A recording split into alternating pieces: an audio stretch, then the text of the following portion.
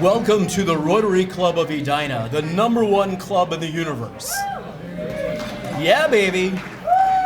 My name is Michael Stanzak, and I am humbled and honored to serve as your 67th president.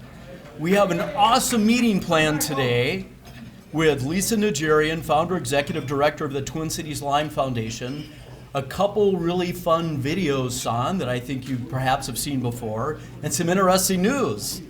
Thank you all for being here live and in person, and a special shout out to Skip Thomas and his son and daughter-in-law, who's in Aurora, Colorado, who's joining us via Zoom, as well as the other Zoomers that are out there. Thanks for being here. Okay, our member spotlight today is on Kayla Beehler. She is a proud auntie. Woohoo! Finn Stefan Beehler was born to her brother Jace, and her sister-in-law. So way to go. Another member spotlight is Dr. Hannelore Brucker, who published an article, Adverse Reactions to Illicit Drugs, that was published in the Journal of Allergy and Clinical Immunology. Way to go.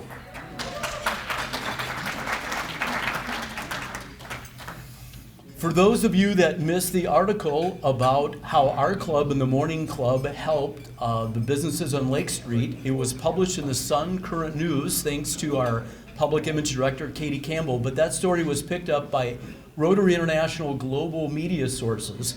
The real story behind this all is the Rotarians who volunteered to help out. You can see the picture of Mina at Post Plus. We helped her tangibly with our hands and feet, and we also helped her like Brad Hepp, intangibly, understanding insurance law and claims and things like that. Way to go, Rotarians.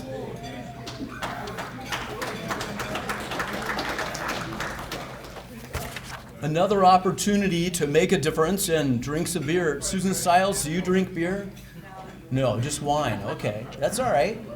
So this Saturday, along with the Rotary Club of North Minneapolis, they have a Northside Ramble where you can tour 3 North Minneapolis breweries and have food from local truck vendors, and that benefits the Rotary Club of North Minneapolis. So if by chance you're not doing anything, want to drink some beer and have some good food, you can sign up via the Barker. Birthdays. It's a new month.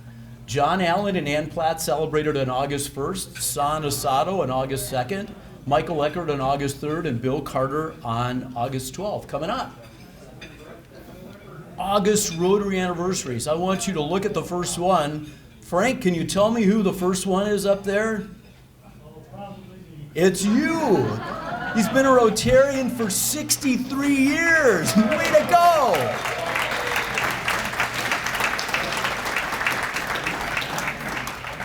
Bob Perkins for 38, Mike Hagan for 25, Ann Platt for 18, Gary Peterson for 18, our Gala co-chair Jody Kern for 14, Sutton McGraw for 8, Sonia Tington for 7, James Platt for 4, and Bonnie Sue Rolstad for 3. So 2 things. Number 1, certainly the dedication, all of you that are up there, all of you that are in the room that give your time, treasure, and talent. But also you certainly see the value in Rotary and how it can certainly change to impact people's lives, and that's why you're still coming, and we so appreciate it. It takes a lot of us to make the meeting work. Thank you, Bob Gubberud and Charlie Bear for being a greeter. Thank you, Mike Martiny and Becky Mikowski for manning the front desk. Thank you, our Zoom greeter, Ryan Wilson and Scott Blake. Wooj, thank you for giving the invocation, the Pledge of Allegiance, and the 4-way test. Steve Slyce, thank you for introducing our guest. Ann Platt, thank you for introducing our speaker. Thanking the speaker is Eli Groenendyk. What a fun Dutch name that is. Say that 3 times. Groenendyk. Did I get it right? Yeah. All right. Jennifer Hendrickson is taking photographs, and again, Ryan Wilson is helping out on AV. Please rise as you're able for the invocation, the Pledge of Allegiance, and the 4-way test. I happen to lose a close friend of mine to coronavirus, and another friend to pancreatic cancer. I wish I had a chance to say I love you, please forgive me and things like that. So with that in mind, I have something like this here. People maybe unreasonable and self-centered, love them anyway. If you do good, people will accuse you of selfish motives. Do good anyway. If you're successful, you win some friends, but genuine enemies. Succeed anyway. The good you do today will be forgotten tomorrow. Do good anyway. Honesty will make you vulnerable. Be honest anyway. What you spent the years building may be destroyed overnight. Build anyway. Give the world your best. It still may not be enough. Give the world your best anyway. The greatest joy in life is in giving. The most satisfying work is helping others. The most effective sleeping pill is peace of mind. The most powerful force in life is love. The greatest asset is faith. The most beautiful attire is a smile. The most contagious spirit is enthusiasm. The most powerful channel of communication is prayer. Let's pray. Dear Lord, here's my brain. Think with it. Here's my face. Smile through it. Here's my tongue. Speak to people with it. Here's my ear. Listen to people with it. Here's my hand. Touch someone with it. Here are my arms. Lift and hug someone with them. Here are my feet. Walk with them wherever you want to go today. Please help me become a serving person. Amen. Amen. I pledge allegiance to the flag of the United States of America and to the republic for which it stands, one nation under God, indivisible, with liberty and justice for all. Of the things we think, say, or do, is it the truth? Is it fair to our concern? Will it build goodwill and better friendships? Will it be beneficial to our concern? Okay, you may sit down. Good afternoon. Hey, I'd just like to point out good job with the name pronunciations. Something that I was never able to master when I was president, but good job. There's some tongue twisters. We have a few guests here today, and members, when I call your name, please rise, introduce your guest, and maybe tell them a little something about them. Tim Murphy, you have two guests. I'll have them both rise. One is actually Sandy Slyce, and Lamar's daughter has Lyme's disease, so he was very interested in our speaker today. And I just met him one time at her home, so it's great to have him. And he used to be a Rotarian in Wayzata many years ago. So Welcome. And the reason that I'm here, you can blame, is Scott Swenson. Sorry. He is a Rotarian in Egan, Minnesota, and him and my son started the new club there, the Egan Kickstarts Rotary Club. And my son was the president of that club last year. Great. Fantastic to have all three of you here today. Ann Platt has a guest. Bill, where are you? Where's Bill Sullivan? There he is. Bill Sullivan used to work for Dr. John Najarian, and so he was influential in helping me contact Lisa to be your speaker today. So thank you, Bill. Appreciate your help. Darling, my pleasure, Ann. Welcome. Thanks for coming today. And Tom Reese. Tom has a guest. Yes, my wife Marcia's with me today, and she has had Lyme disease in the 90s, and is welcome to hear the story. Welcome, Marcia. Thank you for all coming. So we have the opportunity to help make a difference and have a little fun. Who doesn't want to do that? Coming up on Tuesday, April 17th, is something called Band Together, where there's going to be 4 bands. Our own St. Paul Peterson is not playing in them. But anyway, it takes place on Tuesday, August 17th at Edina High School. It's free admission. They're asking for a donation of family or individuals, and all the funds donated through the Band Together will be put forward towards an additional Fraser therapist at Valley View Middle School and Southview Middle School. So, if you're available, want to go hear some good music, hang out at the high school, and make a difference, check it out, Tuesday, August 7th. Our very own Lindsay Smaka is not here, but for those of you that don't know, our club has teamed with the Edina High School for something called Rotary Global Scholars. We have 61 students enrolled in this program. They get a special tassel on their graduation, whatever you call that thing. But more importantly, Lindsay is looking for a host family for an international exchange student coming up, and she's also looking for mentors to help with the students that are in the program. And if you'd like to learn more about the program, because it's kind of, until you kind of get into it, go to edinaglobalscholars.org and check it out. See what our club is doing to make a difference in these young people's lives, to make them better global citizens. Our very own Lisa Walker, our Rockstar Community Service Grant, is coming up, filling in for an announcement for Rob Redding. Thank you, Lisa. Thanks, Michael. Okay, you have your B team here. Rob has done a stellar job, as you know, on the Leadership Series. How many of you have participated or attended these in the past? Aren't they great?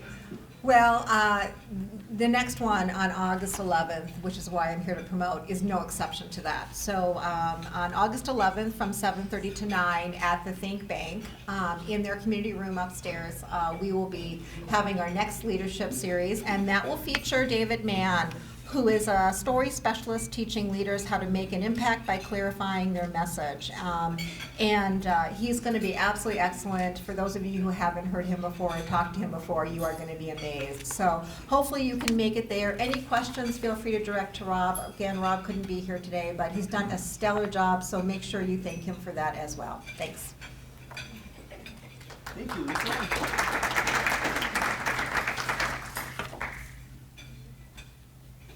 Okay, if I get it right, I'm learning doing this president thing, and I'm not always sure what slides follows the next, Jerry, but hopefully this next slide will make us all smile and laugh. So I'm not sure if I got it right, but here goes.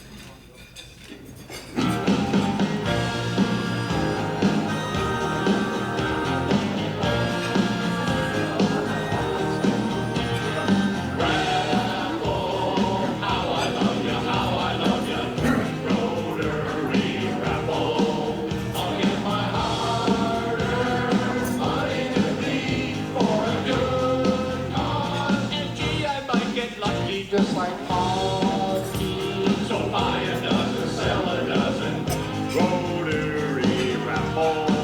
Go raise some cash and we will give it away. The R-O-T-A-R-Y way. Sing Raffle, Raffle, Raffle, Raffle. Sell your tickets for the raffle. Sell 'em, sell 'em, sell 'em.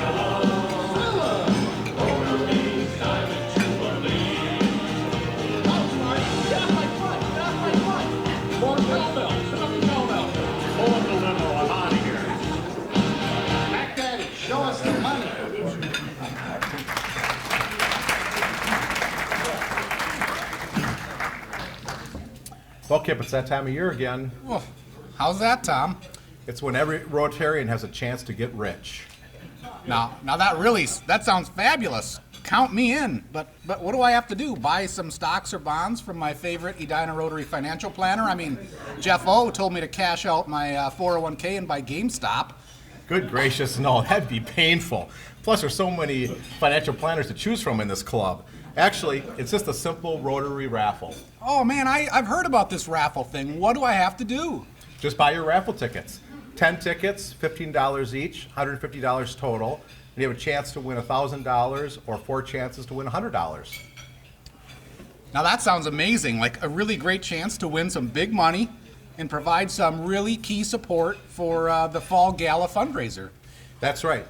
The proceeds provide a big chunk of the Gala earnings, which in turn fund many of our domestic and international programs. That really sounds like a win-win-win. Give then. Exactly. We need everyone to participate in this year's raffle to make it a success. Buy your raffle tickets. Be part of the raffle.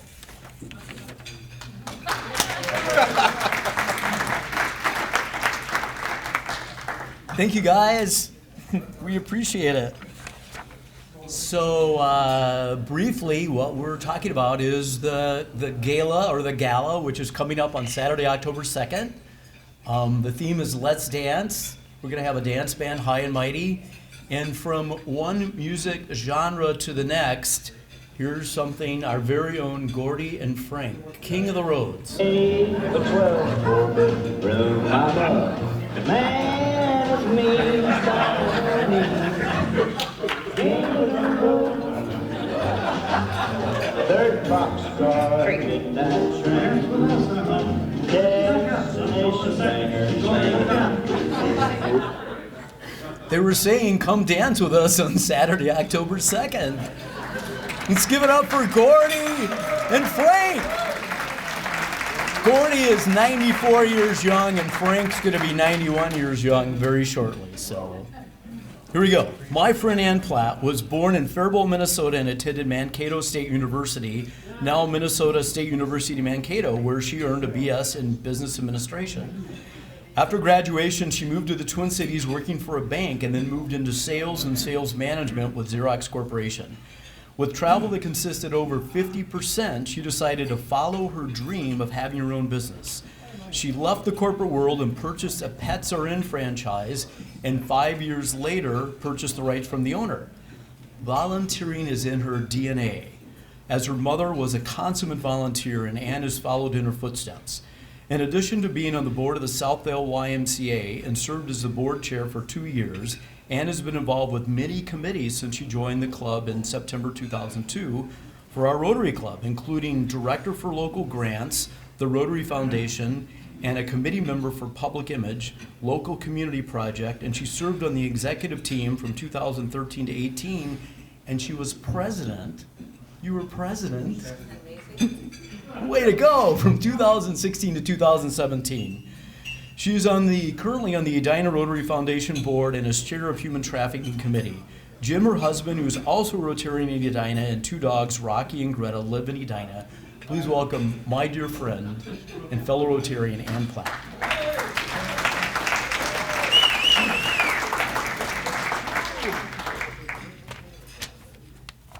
Isn't he a fantastic reader? It is my pleasure today to introduce our speaker, Lisa Najarian. Lisa's a native Californian, but 28 years ago, she followed the man of her dreams to the Midwest. Subsequently, they got married, had 2 kids, and have lived all over the northern part of the nation. And they now reside in Stillwater. She was a little late today because she found out there's a lot of construction on 694 and Highway 100. You might know the man of her dreams, Pete Najarian. He's a local Hall of Fame linebacker at the University of Minnesota, and he played in the NFL for 6 years.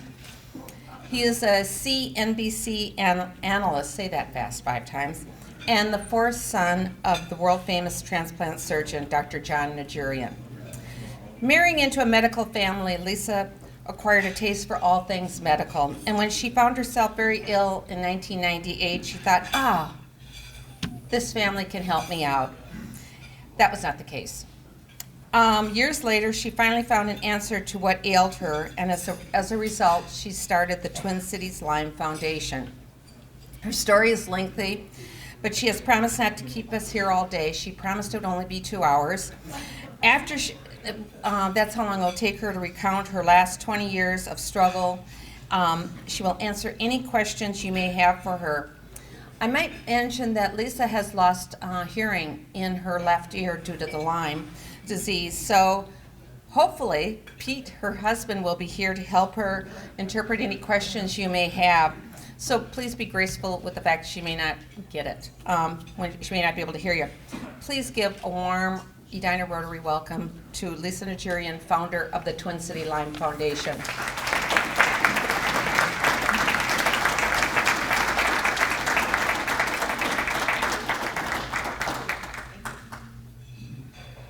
Okay, well, thank you, Ann. Got down a little bit, I'm short. No pressure from the men back here that have joined us to find out about Lyme disease, so hopefully I can give you some answers, and please ask some questions if you'd like to in the end here. Okay, so thank you all for letting me talk to you today, and I really appreciate all of you wanting to know something a little bit more about Lyme disease. So I have put one of these on your table if you want to give it a look. The first thing, and certainly not the most important, but it is Lyme disease, just one Lyme, not limes with an S at the end. It seems that a lot of people always mispronounce it. So anyway, to start, I want to tell you that I'm not a doctor. I'm not a counselor, I'm not a therapist, I'm not anything other than this girl that discovered over 22 years ago that I was sick, and subsequently I had Lyme disease. So I have been on a mission ever since 1999 to try to figure out what was wrong with me. I had a myriad of symptoms. I woke up on July 7th of 1999 with my ear really, really plugged and ringing, this really tinny sound that was really irritating. And I thought, oh, maybe it's allergies, it's seasonal, it's in the middle of July, maybe I can just go to the ear, nose, and throat specialist and they can help me. So after a couple of boxes of Sudafed, I decided that this was something worse than allergies. So I spent 16 years trying to figure out what was wrong with me and what was making me so sick. I had about 60 symptoms when I sat down and I wrote down what was wrong with me. I went to many different specialists. I went to cardiologists, I went to neurologists, I went to otolaryngologists, so ear, nose, and throat people. Nobody could figure out what was wrong with me. I suffered from migraines and from vertigo and this ringing in my ear, and I had joint pain. I had a ton of stuff that was going on. And I was a young mom at that time. I had 2 children that were very young, and I would always chalk it up to, well, I'm busy, and I'm driving them all over the place, and I'm tired, and a lot of the time I'm staring down at a computer, working on my computer, so that was how I justified my neck pain. And it went on for 16 years. And in 2010, I was bedridden for months at a time. I saw my husband walk in somewhere. Oh, there you are back there. Thank goodness for the man of my dreams, like Ann was saying, because he was with me every single day. I was boy, I don't know if any of you have ever been bedridden, but it sure is a change of life. I had to almost crawl to the restroom. I don't remember eating anything each day, but I know he fed me. My children were really, really great. My daughter had just started driving, and I couldn't take the time to even worry about it, so that was maybe a good thing. I don't know. Pete has learned from his father to have really great bedside manner, because when you are down and can't move, it was really a blessing to have somebody like him be able to take care of me. He definitely has his father's bedside manner. So thank God for Pete. But a lot of people that have Lyme disease do not have people that understand the disease. It's a very convoluted disease. It attacks everyone. It doesn't discriminate against the wealthy or the poor, or men or women, or the young or the old. It will disrupt your life, and it will completely ruin your life if you have it severely enough. I was bitten by a tick in 1999, I guess. I didn't have a target rash. That is part of what you see on that little sheet of paper that I sent you. This is a target rash, an example of one. This is the telltale sign that you were bitten by a tick that has Lyme disease. I never saw that. I was an avid gardener when we lived in Chicago, and I would be out there at night with my headlamp on because I was with the kids all day long and I wanted to get my work done, so I would go back out late at night. And I was bitten by things all the time, and I probably had the target rash at some point, but I have no idea. I don't remember. So that's when it all started, and like I said, it was 16 years later that I was finally diagnosed. We had lived in New Canaan, Connecticut, close to where Lyme had originated, and I had been tested by a very famous doctor out there, a very famous Lyme literate practitioner out there. I tested negative, and subsequently, when I moved here, I tested again, and I tested positive. And finally, I got my answer to what was wrong with me. So in 2015, I tested positive, and I was very sick because the protocol that you're on is combined with supplements and prescription medication. And what happens is it's kind of like chemotherapy in a sense for people who have cancer. When you start taking the antibiotics to kill off the bacteria of Lyme disease,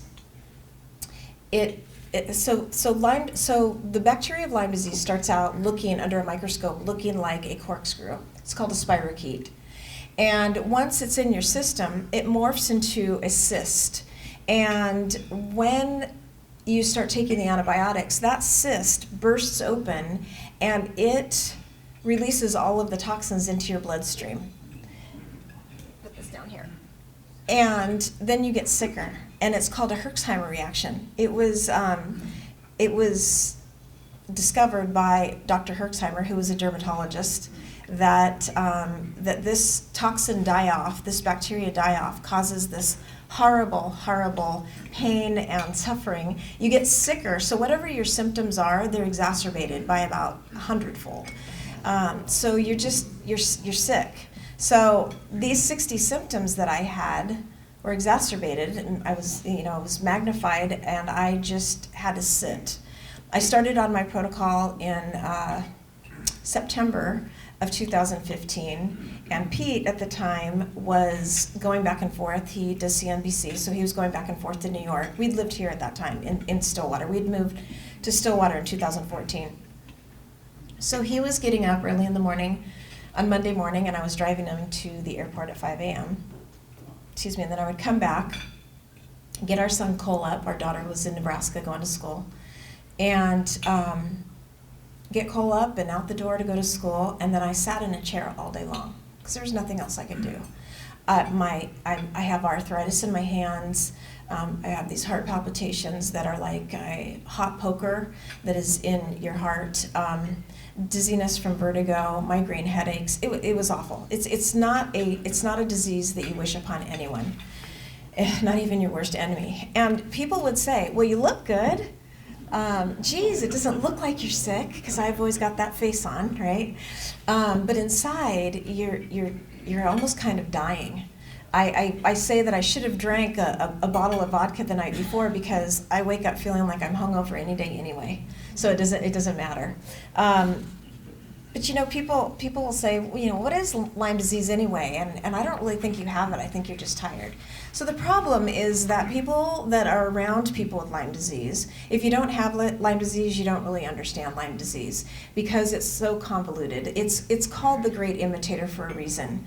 It's called the great imitator because under a microscope, it mimics Parkinson's disease, Alzheimer's, multiple sclerosis, fibromyalgia. It looks different. And so that's why it's really, really important that you go to a Lyme literate practitioner if you think that you have Lyme disease. I liken it to if you're a pregnant woman, you would not go to a dentist to deliver your baby. So if you think you have Lyme disease, please go to a Lyme literate practitioner. I'll tell you about that in 1 second because that's what we do.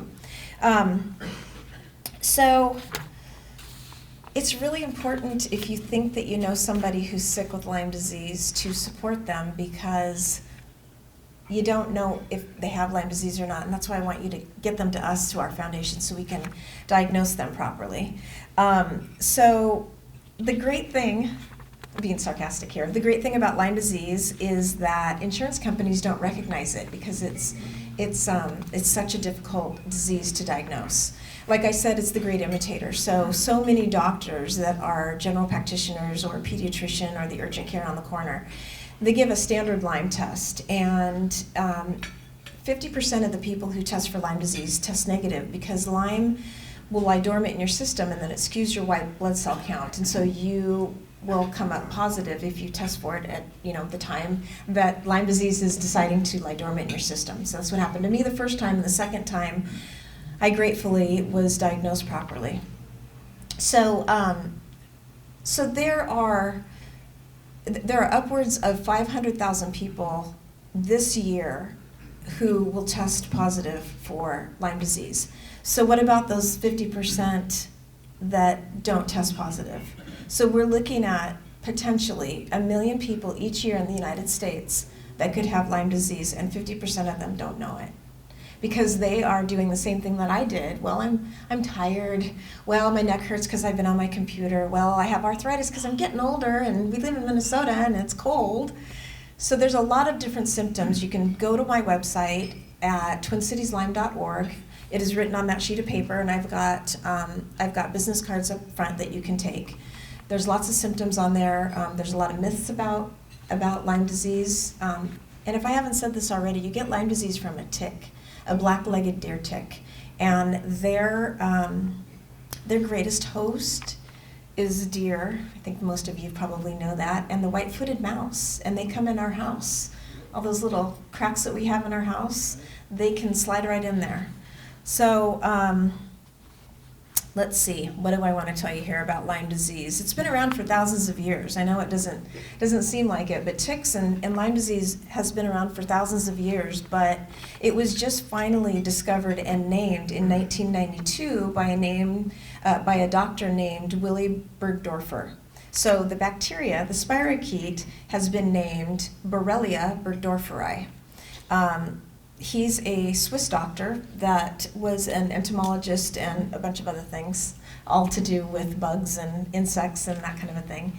And a brilliant man who discovered that this disease is caused from a tick. And the way that it started, that we mostly know about, is in the 70s, a group of moms had children in Lyme, Connecticut, where the name originated for Lyme disease. And there were a group of children who were all sick, and they almost had all the same symptoms. Now, each individual person, you each will have all different kinds of symptoms. And the reason is we all have different genotypes, number one. But number two, there is a co-infection that ticks carry along with Lyme disease. So just when you thought it was bad, now it's worse. So there's about 20 different co-infections that are actually curable. Lyme disease is not.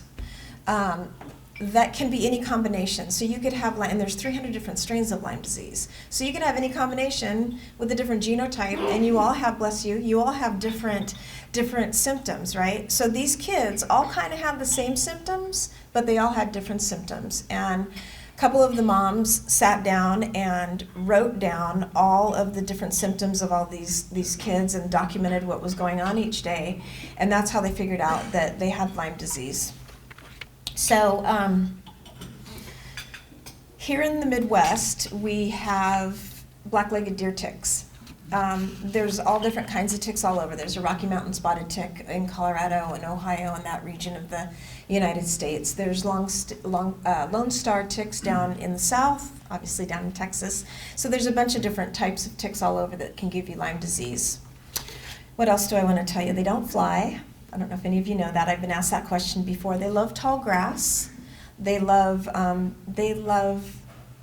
humid weather. And it's so funny because I get really sick when it's foggy or it's humid, usually right in the fall. My birthday's at the end of August. So typically I'm always sick at my birthday. And it's like this pressure in my head. And I don't know if it has anything to do with the fact that they love that kind of weather. I haven't figured that one out yet, but they do not die in the winter. It needs to be below 10 degrees for weeks at a time for them to die. So what they do is they hibernate under the snow, and they breed under the snow. So in the springtime, when you see ticks on your dog or cat or whatever's outside, and you see a tick on them really early in the spring, it's because they're so excited. Oh my gosh, it's spring, I'm gonna get out of here. And they've been incubating under the snow for all of that, all the winter. So always pray for those, those days that are really super cold, even if you don't like them. Let's see, so golfers, hunters, athletes, gardeners, animals, kids, everybody is susceptible to get Lyme disease. In particular, you golfers. Now, I know there must be some golfers out there. When you are maybe not quite as great as you want to be, and you hit it into the tall grass and you go flying in to go get your ball, you need to be careful. You really, really need to be careful. And a great rule of thumb is to come in and don't stop golfing. Don't stop golfing. Don't stop gardening or hunting. But come in after you've been outside all day long and get one of those scrubbies. You know, you can get them at Target or Walmart. They're like a little nylon ball. Keep them in your shower and use that all over your body. And it will help to get those small ticks. Nymphs in the springtime are as small as a speck of pepper. You can't see them.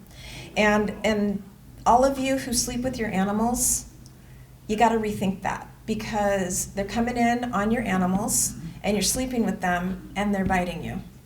So I'm sure, and Anne, I know you love animals, right?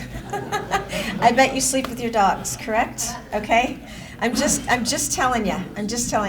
The majority, the majority of who is getting Lyme disease now are children from birth, because there are so many people in the world that have Lyme disease that now these babies are getting it in utero. So that is our highest population of the people now that are getting Lyme disease. What else can I tell you? Let me tell you real quick about, and I'm not going to go on for 2 hours, that was a joke, but I could. I could, but I'm not gonna. So after sitting in that chair for so long in September, October, November, and not being able to move, I decided then something needs to be done, because I don't want other people to have to suffer like I have. It's horrible. It's really, really horrible.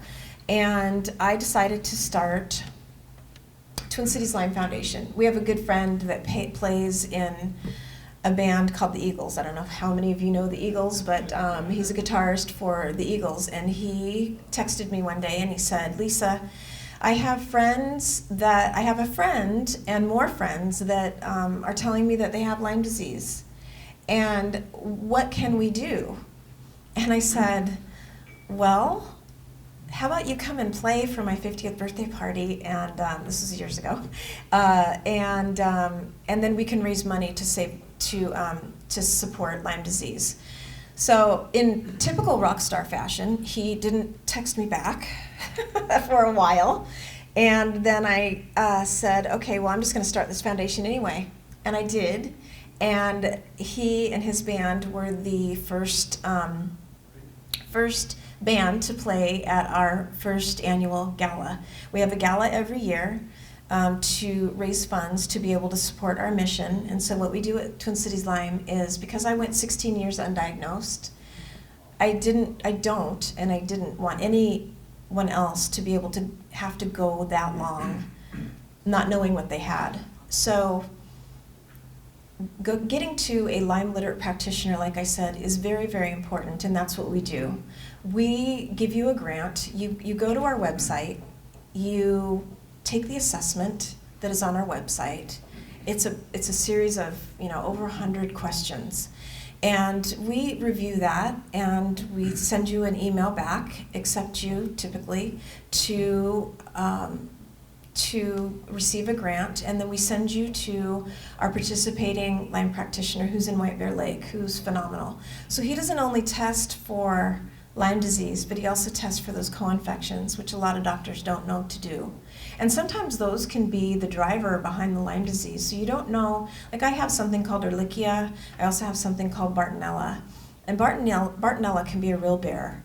And sometimes we think the Bartonella is driving the Lyme disease, and we don't know. So we try to take care of a lot of different things that I've got going on in my body, and it's got, it's a very, very slow process. So if you know somebody that has Lyme disease, or if you think you have Lyme disease, please go to our website and take a look at the assessment, send that in, and let's get you to a proper doctor to get proper diagnosis. We rely on corporations, we rely on family foundations, we rely on private donors to support our mission to get people to our doctor. And I have to say that we have a waiting list always, almost always. We get an influx of donations with our gala, but we typically always have a waiting list. And these people are sick, and it's very sad for me because I was there.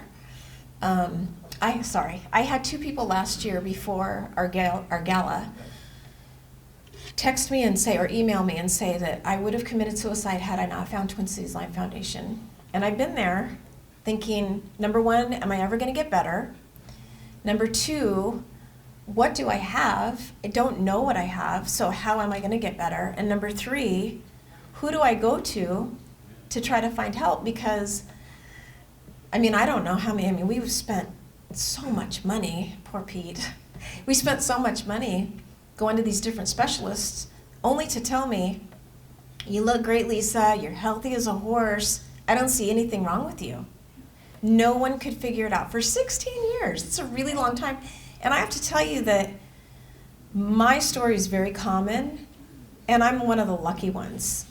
There are people that they can't walk, they can't move, they're in wheelchairs, and then the unlucky ones have decided that they can't stick around, and that is how I found the doctor that I found that finally diagnosed me. Somebody who works on a pond at our home had a wife who had Lyme disease, and I went out one day and I said, hey, look, Brant, I'm really, really sorry. Usually I'm out here to greet you and to say hi, and I've just been so sick lately. And he said, well, what have you been sick with? And I told him, he said, you sound like you have Lyme disease. Here, go see this particular doctor. My wife, Jen, committed suicide in January, and this is April. And he said that he got the, if you're reading this, I'm gone letter on his mirror in his bathroom at 3 o'clock in the morning. And she had taken herself to her favorite park and left her driver's license on her dashboard, and she shot herself. And it makes me sad because that was the catalyst. I've become so sappy. I really feel like she was the catalyst. He was the catalyst, one of them, to get Twin Cities Lyme Foundation started because of her story. And because he's the one who saw how sick I was and listened to my symptoms and then got me to the proper doctor. So, I guess everything for a reason, and there's a silver lining. I would love to take, let me just get through here, let me see, I don't think I have anything else. Let me tell you real quick about our gala, and then I'd like to go on to questions. Our gala is once a year. It's in May, and we have not determined the date this year because I don't know if it's going to be virtual or physical. It's been physical 2 years in a row, and it's been virtual 2 years in a row. And I kind of like the virtual. I'd like to do both at some point, but the virtual, we get a lot of eyes on the screen. And all of the people that are around the nation that can't make it here are able to at least view us. And so that means that we make more money to be able to support these people. So you can, usually we advertise on WCCO. We have a great relationship with Corey and Dave Lee, but Dave's now gone. But Corey and Henry Lake, Corey Hepla, Henry Lake, Chad, what's Chad's last name? Hartman.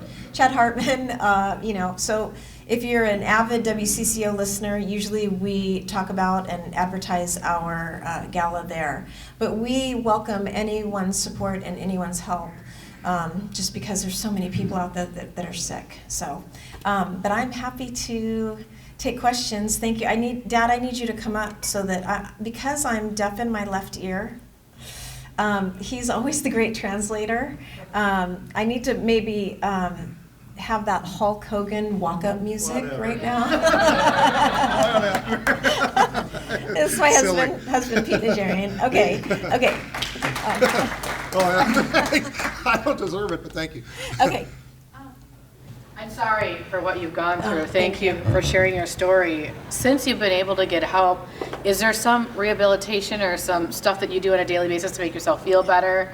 Or what can people do when they have been diagnosed to physically feel better from some of the ailments that you've had to experience? Sure. I heard that one. So for those of you who didn't ask, she asked if there was some sort of protocol that I go through each day to relieve the pain and everything that I'm going through.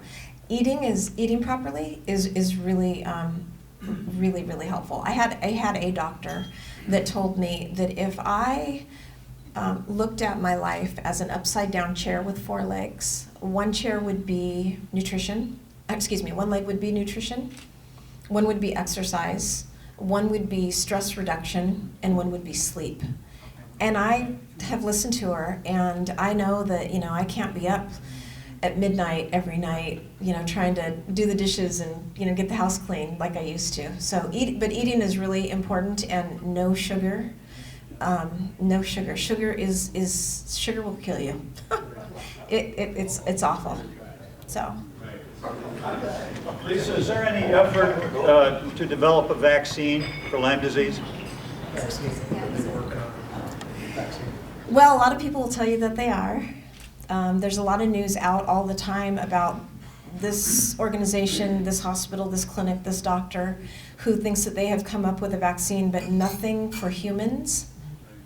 Nothing for humans has been effective yet. I know people who have Lyme disease, not 16 years, but I have a good personal friend who had it for about 1.5 years. She tested negative, but she said she had all the symptoms, and finally she tested positive and then was treated, but she never really came back to 100%. Where is testing at right now? I mean, is it accurate, or is it getting better, or is it still hit and miss? Well, it depends on where you go. I heard that one. It depends on where you go. So chances are, so this is a great point. Great question. If you think that you've been bitten by a tick, and certainly if you have that target rash on you, you need to get to the doctor immediately, and you need to get to a Lyme literate practitioner, because if you go to the emergency room or an urgent care, they'll put you on 2 weeks of antibiotics, and you really, really need to be on for at least 6 weeks. That's the problem with friends like yours. A friend like yours is that they probably were prescribed antibiotics for just 2 weeks. What was the second part of his question? Okay. Did I answer that? Did you say something else after that, though? I'm just wondering what the state of testing is right now. That's right. I'm sorry. Yes, I'm sorry. It depends on who you go to. The state of testing, I feel, is very accurate, but you have that piece of testing negative, and so, but the part about testing negative is that is exactly why you have to go to a Lyme literate practitioner, because they don't just look at your test results. Are you kicking me off? Oh, okay. Okay. You can finish. Thank you. Finish that one. Okay. So that's why it's really important to go to a Lyme literate practitioner, because they're not just looking at the blood test. They're looking at other issues that you have, and they're combining everything together to listen to your story. Okay. Yes. First of all, I'd like to thank Peter and Lisa. One of my professors in surgery at the U of M was your dad. Oh, good. Okay, many years ago, come to think of it. But Lyme's disease, as an orthopedist, I can tell you, it's extremely difficult to diagnose. Yes. But it can ruin joints, and there's probably people in this room that have Lyme-induced arthritis, and you think, oh, it's just your old age, and it's not so simple. Syphilis used to be the great imitator, but Lyme's disease is here, and the second thing is that when you're tested, you're absolutely right. You must be tested for the other diseases as well, because the deer tick carries them, and it is very difficult to diagnose it once it goes into the second stage. And I would tell you, if you have these kind of bizarre things, see a rheumatologist, see an infectious disease person, and say, could I have Lyme's disease? Because the testing is not always accurate. You have to do serial testing, but once you got a positive, now we know where to go. But it is not easy. It's like syphilis. If it goes in the second stage, you get rid of it. It's terrible. So spirochetes are not nice people. Thank you. I would not. I don't want to be mean. I would not go to an infectious disease doctor, they're having a really hard time diagnosing. I've been to a couple and they didn't catch it. So that's why I say it's really important.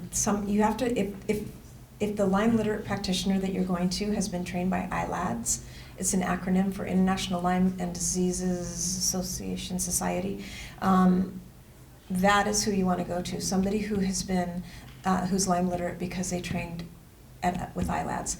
Dave, I think he's cutting me off. I'll stay for as long as you want me to stay, and I'm happy to answer any questions. But thank you for your time. Thank you for everything.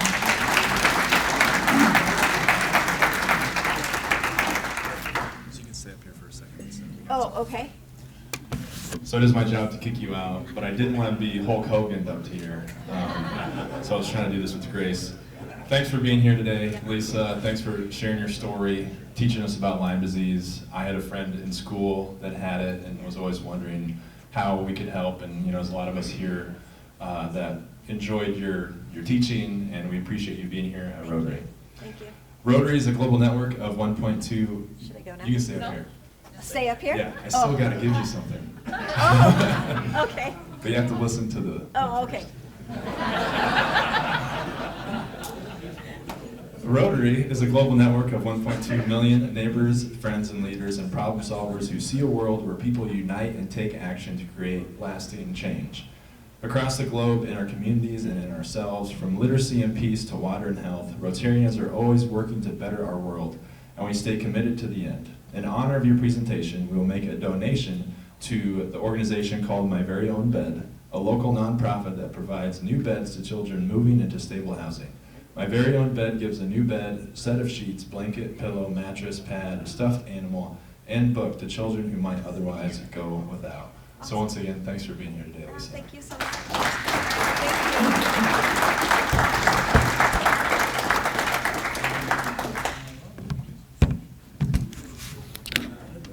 Our theme this year is Serve to Change Lives, and Lisa, you certainly do that. We applaud everything you've done with your Lyme disease to make people's life much better.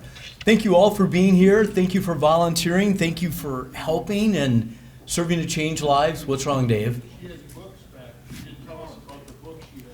Oh, she has books available for us to buy. Okay. I just got to say it real quick. Say it real quick. I know you want to go. There's books on the back. There's not enough for everybody. I'm really sorry about that. It's called Chronic. The two people that wrote the book, one of them is a very good friend of mine, and the other one is my former doctor, Dr. Stephen Phillips. Brilliant people. They're back on the back for you to take. Okay. So under call to action, I have great news. There is a high school junior that's going to be interning to help me put together the PowerPoints. Tally Flora's son. I needed it. His name is Ted. I'm so excited. I met him today. The Gala committee is looking for anybody that wants to help in any capacity. And again, we have Camp Enterprise coming up on November 6th. So to infinity and beyond, this Saturday is a chance to drink beer and help the Rotary Club of North Minneapolis. Women in Rotary Social at Patty Ellington Solheim's home on August 10th. We have our leadership series to improve communication at 7:30 this coming Wednesday at Think Bank Community Room. Next week, we have David Schultz. The meeting starts at 12:15. More to follow in just a moment. The 17th is the Edina Education Fund Band Together. If you can hang out, listen to the music, help out. September 11th is our third annual car show. So if you have something close to a classic car and want to participate, it's in Herberger's parking lot. The Walked-In Alzheimer's at Target Field on September 18th. Our gala is October 2nd, and Camp Enterprise is November 4th. Again, next week, David Schultz, the meeting will start at 12:15. I know, Renee, you're saying, why are we going to be meeting at 12:15? Because our members wanted to hear him speak for 45 minutes. He is a political commentator, a university professor who's going to speak on the George Floyd trial, Mary. Pretty interesting. Okay. In closing, I can bounce back from adversity and reinvent my life. It's possible. Meeting adjourned.